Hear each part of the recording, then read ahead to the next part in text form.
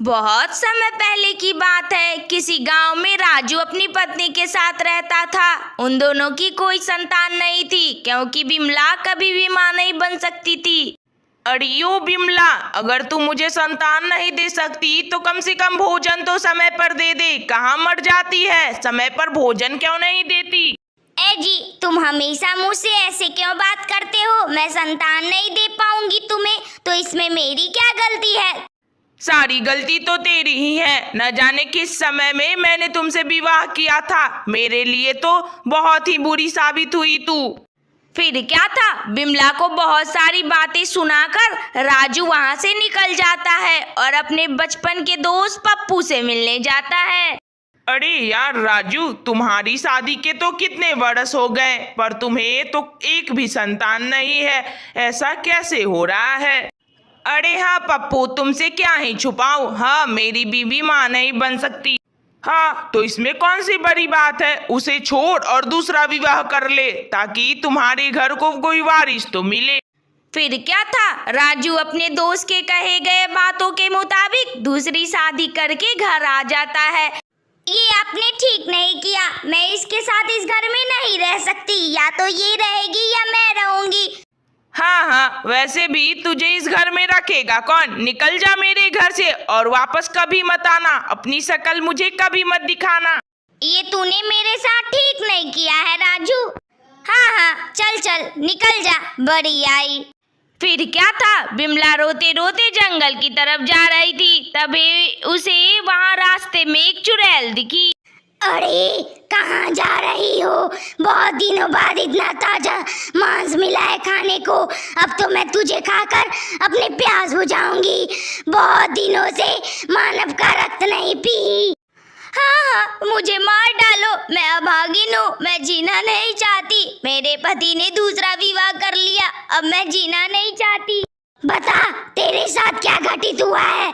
मुझे बता, मैं तेरी मदद करूंगी। मैं मां नहीं बन सकती थी, इसलिए मेरे पति ने दूसरा विवाह कर लिया और मुझे घर से निकाल दिया। तुम इसमें मेरी क्या ही मदद कर पाओगी? इससे बढ़िया है तुम मुझे खा जाओ। मैं जीना नहीं चाहती। मैं तेरी मदद कर सकती हूँ। मेरे साथ भी ऐसा ही हुआ था। मैं बस बेटी ही पैदा करती थी, इसलिए मेरे सास ससुर ने मुझे जिंदा जला डाला। अब मैं तुझे एक बेटी दे सकती हूँ। फिर क्या था, चुड़ैल ने बिमला को एक छोटी सी बच्ची दी जिसका नाम था रचना। बिमला, यह जगह बहुत सेफ है। तू और रचना यहाँ आराम से रह सकती है। अब मैं चलती हूँ, मेरा काम यहीं पर खत्म हुआ।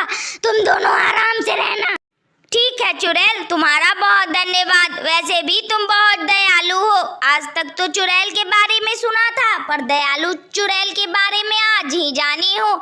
मैं और मेरी बेटी यहाँ आराम से रहेंगे। मैं तो मरने जा रही थी, तुमने तो मेरी रक्षा की और मुझे संतान भी दिया। तुम्हारा बहुत धन्यवाद।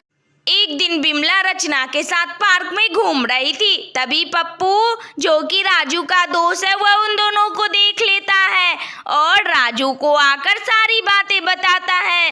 अरे भाई राजू, तुम्हारी संतान भी हो गई और तुमने मुझे बताया भी नहीं। ऐसा कैसे हो गया? तुम मुझसे सारी बातें छुपाने भी लगे। अरे कहाँ भाई पप्पू, मेरे नसीब में संतान है ही नहीं।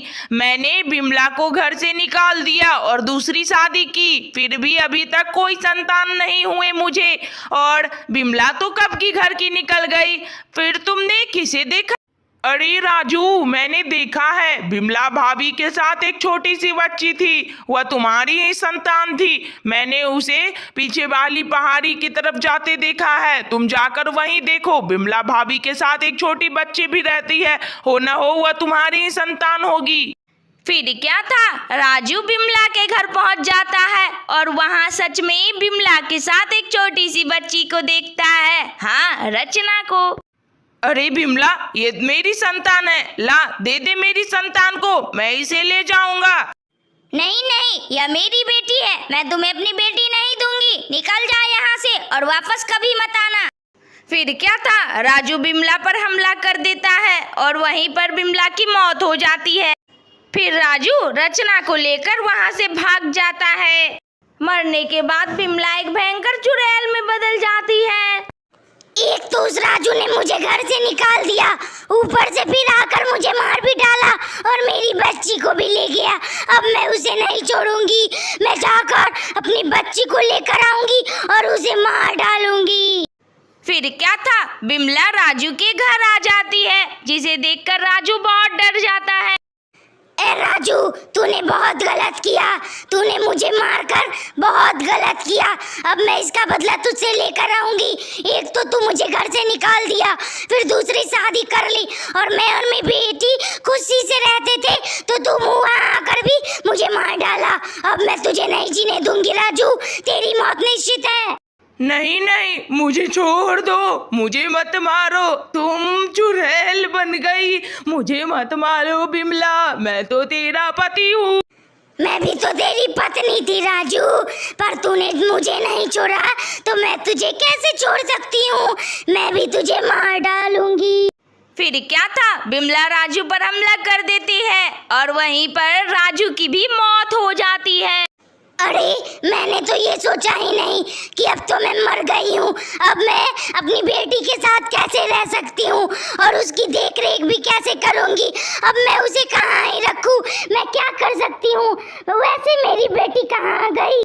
बिमला चुड़ैल देखती है कि उसकी बेटी यानी कि रचना राजू की दूसरी पत्नी के पास थी और बहुत खुशी से थी। मुझे पता है तू भी माँ नहीं बन सकती, क्योंकि राजू खुद पिता नहीं बन सकता था, इसलिए उसने मुझे भी घर से निकाला।